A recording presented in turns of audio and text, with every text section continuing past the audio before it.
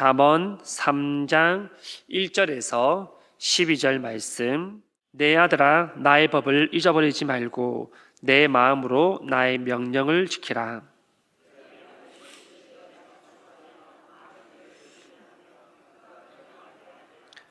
인자와 진리가 네게서 떠나지 말게 하고 그것을 내 목에 매며 내 마음판에 새기라.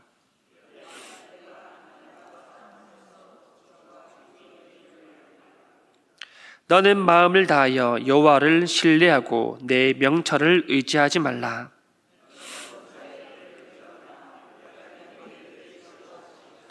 스스로 지혜롭게 여기지 말지어다. 여호와를 경외하며 악을 떠날지어다.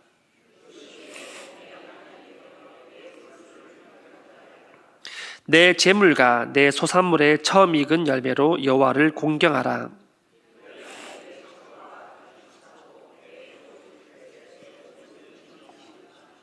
내 아들아, 여호와의 징계를 경히 여기지 말라. 그 꾸지람을 싫어하지 말라. 대저 여호와께서 그 사랑하시는 자를 징계하시기를 마치 아비가 그 기뻐하는 아들을 징계함 같이 하시느니라. 아멘. 여러분, 근원이라는 말의 뜻을 잘 알고 계십니까? 이 근원이라는 말을 사전으로 찾아보니까 시작되는 곳 또는 사물이 비롯되는 원인이나 근거라고 그렇게 사전에 기록이 되어 있습니다. 이처럼 모든 것에 있어서 근원을 찾는 것이 참 중요한데요. 우리에게 어떠한 문제가 생겼을 때 여러분은 어떻게 그 문제를 해결하십니까? 가장 먼저 우리는 원인을 찾게 될 겁니다. 어떤 이유 때문에 이런 일이 생겼는지, 어떤 원인으로 이러한 일들이 발생했는지를 우리는 가장 먼저 그렇게 살펴보게 됩니다. 왜냐하면 이 원인을 알지 못하면, 근원을 알지 못하면 더 이상 이 문제에 대해서 해결할 수도 또는 진행을 할 수도 없기 때문입니다. 하지만 안다라면 차차 짚어가면서 해결할 이 방법과 방안들을 모색하며 찾아가게 된다는 것이죠. 우리가 보고 있는 잠언은 지혜에 대해서 계속해서 말씀하고 계시는데요. 지혜에도 근원이 있다라고 우리에게 말씀합니다. 오늘 본문은 우리가 잘 아는 지혜의 3대 근원에 대해서 소개하고 있습니다. 솔로몬은 이 성경, 즉 잠언을 조금이라도 더 친숙하게 전하기 위하여서 2장과 3장 그리고 다른 장에도 보면 다 내 아들아 또는 아들들아라고 그렇게 친숙하게 부르고 있습니다. 그렇게 부름으로써 이 잠언을 듣는 자에게 깊은 사랑과 관심을 나타내 보이고 있습니다. 또한 내용에 귀를 기울이게 하는 그런 효과를 가져오게 합니다. 그 다음에 솔로몬이 말하는 이 지혜의 3대 근원은 과연 무엇입니까? 첫 번째는 1절과 2절에 나옵니다. 내 아들아, 나의 법을 잊어버리지 말고 내 마음으로 나의 명령을 지키라. 그래야면 그것이 내가 장수하여 많은 해를 누리게 하며 평강을 더하게 하리라. 지혜의 근원 첫 번째는 부모로서 내리는 이 법과 명령을 마음으로 잊지 말고 지켜야 된다라는 것입니다. 여기서 나의 법이라는 것은 토라티, 이 율법을 뜻하는데요. 율법은 보통 이 하나님의 율법이나 규례를 뜻하지만 오늘 본문에서는 부모나 스승의 교훈을 말합니다. 중요한 것은 이 가르침을 받은 것을 잊지 말아야 된다라는 것이죠. 우리는 한평생 살아가면서 참 많은 것들을 배우게 됩니다. 다양한 자격증들을 우리가 따기도 하고요. 또 여러 일들을 하면서 많은 기술들을 배우기도 합니다. 또 책을 읽거나 학교 학원들을 통하여서 많은 지식을 습득하기도 하고요. 사회의 동참으로서 문화를 배우고 SNS와 다양한 대중매체를 통하여서 정보도 듣고 그렇게 습득도 하게 됩니다. 근데 정말 우리는 오랜 시간 동안 보고 또 배워왔는데 그 배움을 우리 그 평생의 배움을 다 기억하는 사람은 소수에 불과합니다. 왜 그렇습니까? 우리는 시간이 지나면 지날수록 까먹기 때문이죠. 기억력 또한 계속해서 쇠퇴하게 됩니다. 나이가 들어갈수록 이 뇌의 구조와 기능이 변하기도 하고요. 뇌의 세포가 점점 감소하기도 합니다. 그래서 이 주의력과 집중력이 감소가 됩니다.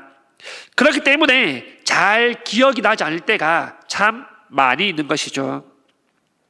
근데 우리 참 신기하게도 정말 추억이 있고 내 인생에 잊을 수 없는 그런 순간들, 정말 나에게 의미 있는 그런 시간이라면 우리는 그것을 평생 기억하는 것을 우리가 보게 됩니다. 비록 그 순간이 정말 어릴 적이라 하더라도 그것을 평생 기억하며 가슴에 품으며 그렇게 우리는 살아가게 된다는 것이죠. 본문의 솔로몬은 이 법과 명령을 지켜야 된다라고 말하고 있는데요. 이는 의지적으로 지키기 위해서 노력해야 함을 말하고 있습니다. 계속해서 기억하기 위하여서 힘을 쓰라는 것입니다. 우리는 교통법규나 또는 이 사회의 법에 대해서는 어떻게든 지키려고 힘쓰지 않습니까? 왜냐하면 안 지킨다면 그만큼에 대한 그런 대가를 치러야 되기 때문입니다. 한번 잘못하면 법을 위반하면 빨간 줄이 끌 수도 있고 좋지 않은 그런 영향을 가져올 수도 있습니다. 그렇기 때문에 우리는 이 법에 대해서 이 법규를 지키려고 우리는 노력을 하게 된다는 겁니다. 하지만 하나님의 법이라고 하면 우리는 가볍게 여기는 경향들이 있습니다. 왜냐하면 그 법을 어기더라도 당장 나에게 일어나는 일이 없기 때문입니다. 벌금이 날아오거나 나에게 피해를 주는 그런 일들이 즉시 일어나지 않기 때문에 우리는 중요하게 생각하며 살아가지 않는 그런 경향들이 있음을 봅니다. 하지만 본문은 그럼에도 불구하고 우리가 이것을 지키려고 노력해야 함을 계속해서 말해주고 있습니다. 2절 말씀입니다. 그래야면 그것이 너로 장수하여 많은 해를 누리게 하며 평강을 더하게 하리라. 하나님의 말씀 앞에 순종하고 또한 그 계명을 지키는 자가 이 땅에서 장수하게 될 것이다 라고 우리에게 말씀하시는데요. 하지만 여기에는 우리에게 의문점이 있을 수 있습니다. 무엇입니까? 아무리 신앙이 좋다 할지라도 믿음이 좋다 할지라도 장수하지 못하는 사람들이 있다라는 것입니다. 그렇다면 우리가 읽은 성경 구절은 거짓을 지금 말하고 있습니까? 아닙니다. 여기에 장수한다는 것은 이 부모님의 가르침, 스승의 가르침을 듣고 그 뜻대로 살아갈 때 인간 누릴 수 있는 최고의 복을 이 땅 가운데 살아가면서 누리게 될 것이라는 것을 우리에게 말씀하고 있다라는 것입니다. 두 번째는 인자와 진리를 목에 메고 마음판에 새겨야 된다는 것을 우리에게 말씀합니다. 3절입니다. 인자와 진리가 내게서 떠나지 말게 하고 그것을 내 목에 미며 내 마음판에 새겨라.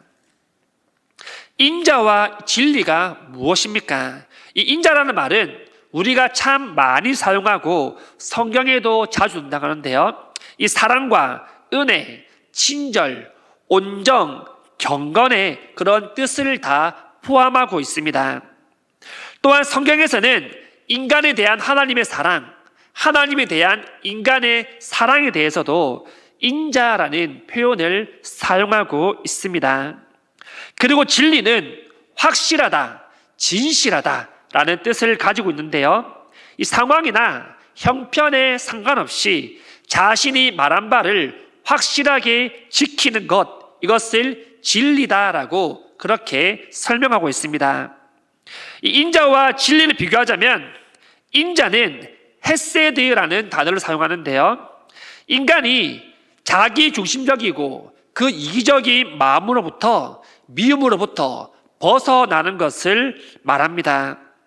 여러분, 사람은 얼마나 자기 중심적인 사고방식을 가지고 있습니까? 모든 사람은 자기 중심으로 돌아갑니다. 자기가 최우선인 것이죠. 물론 스스로를 사랑하고 스스로 자존심을 높게 갖는 것은 너무나도 중요한 부분입니다. 하지만 이로써 누군가에게 피해를 주거나 누군가의 마음을 다치게 해서는 안 된다는 것이죠. 자기중심적인 사람들은 늘 주위의 사람들에게 피해를 주기 시작합니다. 왜냐하면 다른 사람의 말을 듣지 않기 때문이죠.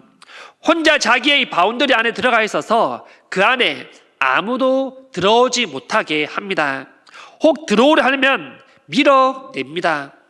자기중심적 사람은 공격을 받으면 민감하게 반응하거나 또 회피하려는 그러한 성질들을 가지고 있습니다. 이런 행동은 결국은 부정적인 결과와 영향을 가져올 수 있다라는 것입니다. 이기적인 마음을 가진 사람은 또한 어떻습니까? 자기만 생각하죠. 다른 사람이 어떻게 되든 잘 신경 쓰지 않습니다.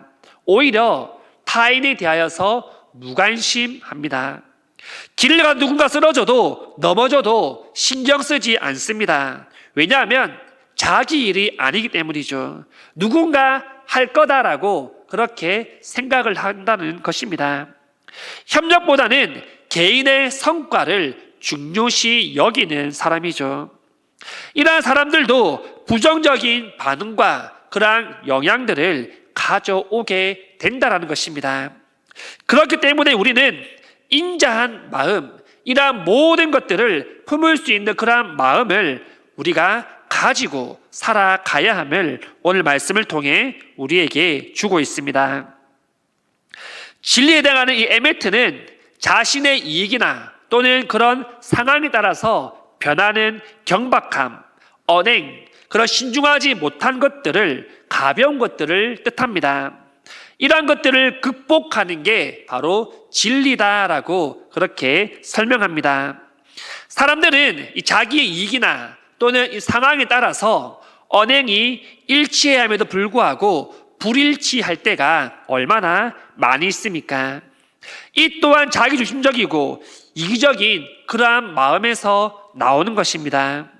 솔로몬은 이러한 일들 너희가 행하지 않기 위하여서 인자와 진리를 너희 가운데 새기고 목에 매라고 그렇게 말하고 있습니다.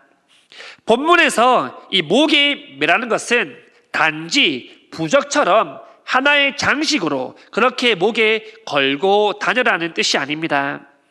목에 매는 행운 부적이라는 것을 여러분 아십니까? 이것은 목걸이인데 금으로 도금을 하고 가운데 에메랄드 보석이 박혀 있다고 합니다. 그 목걸이를 메고 다니면 돈이 들어온다라는 그러한 전설이 있기 때문에 사람은 이러한 행운의 부적들을 가지고 다니기도 합니다. 그것을 장식으로 그렇게 들고 다니는 거죠. 하지만 본문에서 말하는 이 목에 매라는 것은 그런 의미가 아닙니다. 이 당시에는 중요했던 인장을 끈에 묶어서 목에 메고 다녔는데요. 인장은 되게 중요합니다. 지금의 우리가 민증이나 운전면허증이 있기 때문에 본인을 인증할 수 있지만 이 당시에는 그런 것들이 없었기 때문이죠. 인장은 어떤 일을 체결하거나 또한 본인을 인증할 때 꼭 필요한 중요한 도구였습니다. 그렇기 때문에 잃어버리지 않게 조심조심하며 소중하게 목에 메어서 간직을 했습니다. 그렇듯이 이 인자와 진리가 마치 눈에 보이는 그러한 증표처럼 우리는 중요하고 소중하게 여기며 우리가 지켜 행해야 함을 솔로몬이 말하고 있습니다. 또한 마음판의 세계라고 하는데요. 이 종이에 글을 적으면 물이 묻거나 또는 찢어지면 그 글의 효력이 사라지게 됩니다. 하지만 서판에다 새긴 글자는 지워지지도 않고 없어지지도 않습니다. 영원히 기록에 남아 있다라는 것이죠. 그렇듯이 우리 안에 우리 마음판에 새기라는 것은 단순한 이 종이에 글을 새기는 것처럼 무방비하게 그렇게 기억하라는 것이 아니라 정말 마음속 가운데 깊이 새겨 두어야 함을 우리에게 말씀하고 있습니다. 우리가 인자와 진리를 목에 메고 이 마음판에 새길 때 주어지는 보상이 있음을 말씀하는데요. 4절 말씀입니다. 그리하면 내가 하나님과 사람 앞에서 은총과 귀중히 여김을 받으리라. 본문에서는 이 하나님과 사람이라는 표현이 있는데요. 이는 어느 한쪽에 해당되는 것이 아니라 하나님 앞에서도 귀중히 여김을 받고 사람에게도 존경을 받게 될 것이다 라고 그렇게 말합니다. 하지만 여기에서도 순서가 중요합니다. 사람과 하나님이 아니라 하나님과 사람에게입니다. 사람에게 높이를 받는 것도 중요하고 칭찬받는 것도 중요하지만 그것이 하나님보다 더 앞서서는 안 된다라는 것을 우리에게 말씀하고 있습니다. 세 번째는 하나님을 경외하라입니다. 5절 말씀입니다. 너는 마음을 다하여 여호와를 신뢰하고 내 명철을 의지하지 말라. 경외라는 것은 하나님께서 인간이 마땅히 행해야 하는 그러한 자세이기도 합니다. 사람들은 장래를 위하여서 스스로 계획을 세우고 계획들을 추진해 나가죠. 이러한 노력은 마땅히 필요합니다. 하지만 하나님을 의지함 없이 온전히 자기의 힘으로 스스로 하려는 것은 큰 교만에 빠지기 쉽습니다. 여러분, 하나님의 방식이 있는데 내 방식을 고집하고 밀고 간 적은 있지 않으십니까? 왜냐하면 이 하나님의 방식이 우리가 보기에 우리와 맞지 않을 수 있기 때문입니다. 하나님의 방식은 불가능도 가능케 하는 방식입니다.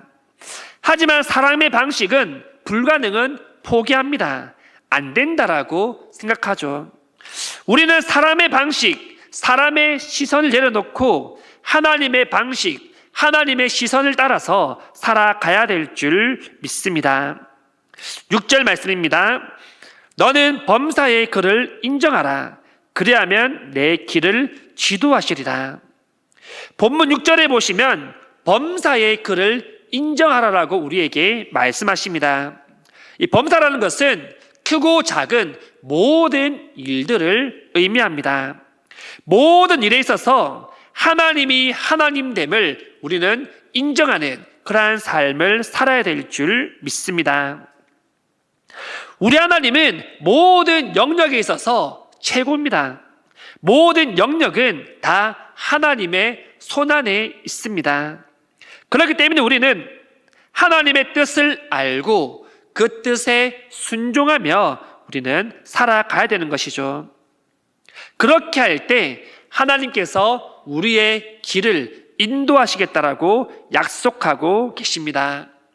인도한다는 말은 다른 말로 지도하시겠다라는 겁니다. 우리가 어디로 가야 할지 그 방향성을 제시해주고 잘못된 길로 가면 잘못되었다고 말씀해 주시겠다는 것입니다. 유치원생들이 소풍을 가거나 견학을 가면 선생님들이 이 아이들을 줄을 세워서 데리고 가는 장면들을 우리가 흔히 볼 수 있습니다. 잘못된 길로 가면 잘못되었다 하고 어디로 가야 할지 그 목적지를 정해주고 목적지까지 안전하게 선생님들이 아이들을 보호해서 데려갑니다. 그렇듯이 하나님 우리의 인생의 모든 길들을 지키고 보호하시겠다라고 우리에게 약속하고 계십니다. 본문 7절과 8절 말씀입니다. 스스로 지혜롭게 여기지 말지어다. 여호와를 경외하며 악을 떠날지어다. 이것이 내 몸의 양약이 되어 내 골수를 윤택하게 하리라. 우리는 조금만 실수하면 교만함에 빠지기가 참 쉬운 것 같습니다. 우리는 참 많은 죄를 짓고 살아가지만 다른 죄들은 그래도 우리가 좀 노력하면 벗어날 수 있는데, 이 교만함은 우리가 벗어나려고 해도 떠나려고 해도 뒤돌아서면 다시 교만해지는 우리의 모습을 우리는 매일 경험하게 될 것입니다. 우리가 교만하지 않기 위하여서 여호와를 경외해야 함을 본문에서 말씀하는데요, 악에서 떠나 살아갈 때, 하나님을 경외하는 삶을 살아갈 때 골수를 윤택하게 하신다라는 말씀을 우리에게 주십니다. 이 골수라는 것은 기본적으로 뼈를 의미하는데요, 여기서는 복수형으로 사용됩니다. 즉 너의 뼈들이라고 그렇게 우리가 번역을 하게 됩니다. 이는 인간은 나이가 들고 또한 세월이 지나가면 뼈가 쇠약해지지만 여호와를 경외하고 악에서 떠난 자는 활력과 생명력이 풍부해질 것이라고 우리에게 말씀하고 계십니다. 9절 말씀입니다. 내 재물과 내 소산물의 처음 익은 열매로 여호와를 공경하라. 성경은 재물과 하나님을 겸하여서 섬기지 말아야 됨을 우리에게 분명히 말씀하고 있습니다. 또한 이러한 재물이 믿음에서 떠나게 할 수도 있다라고 우리에게 말씀합니다. 하지만 재물이 다 나쁜 것은 아니죠. 이 재물을 하나님 위해 사용하면 이것은 유익한 것이 됨을 우리에게 말씀합니다. 하나님은 수확물, 이 수확물의 처음 익은 열매, 첫 것을 하나님 앞에 올려드려야 함을 우리에게 말씀하고 있습니다. 하나님 앞에서 구별해서 드려야 되는 것을 우리에게 말씀합니다. 그렇게 할 때 내 창고에서 가득 찬다라고 말씀합니다. 보통 우리는 우리의 것을 하나님께 드리면 우리의 창고는 비워질 것이라고 그렇게 생각을 하게 됩니다. 그래서 드리려 하는 그런 마음들이 꺼려질 때가 얼마나 많이 있습니까? 하지만 10절의 본문을 보십시오. 우리가 드릴 때 그 비어진 그 창고가 비어지는 것이 아니라 하나님께서 다시 채워주신다라고 우리에게 말씀하고 계십니다. 하나님 앞에 드린 자만이 비어있는 창고가 차고 넘치는 은혜를 누릴 수 있는 줄 믿습니다. 말씀을 맺겠습니다. 솔로몬은 마지막으로 오늘 본문의 끝맺음을 하면서 11절에 이렇게 말씀합니다. 내 아들아, 여호와의 징계를 경히 여기지 말라. 그 꾸지람을 싫어하지 말라. 하나님께 우리에게 주시는 교훈, 그러한 훈계를 우리가 쉽게 여겨서는 안 된다는 것입니다. 아버지가 사랑하는 자녀들이 잘 되기 위하여서 꾸짖고 교훈하시는 것처럼 하나님 아버지도 자기의 자녀가 잘 되기 원하는 마음으로 꾸짖고 훈계하신다는 것을 우리가 기억했으면 좋겠습니다. 사랑하고 아끼지 않는데 왜 꾸짖겠습니까? 아버지가 되면 아버지의 마음을 알 수 있다라는 그런 말이 있지 않습니까? 저도 아버지가 되기 전에는 부모님들이 왜 그렇게 꾸짖고 화를 내고 해초를 지는지 몰랐지만 아버지가 되고 나서 느끼는 것은 내 자녀가 바른 길로 가고자 하는, 좋은 사람이 되고자 하는 그런 마음들이 있기 때문에 아이들에게 때로는 꾸짖고 때로는 사랑의 매를 들 수밖에 없다라는 그런 부모님의 심정을 알게 됩니다. 오늘 본문은 우리에게 지혜의 3대 근원을 통하여서 우리가 인자와 이 진리를 목에 매며 마음판에 새겨야 함을 말씀합니다. 매주 우리는 말씀을 듣고 묵상하게 되는데요, 그것들이 우리에게 결코 잊혀지지 않고 우리의 목에 매고 우리의 마음판에 새겨서 그 말씀과 하나님의 뜻대로 우리가 순종하며 살아갈 수 있기를 소망합니다.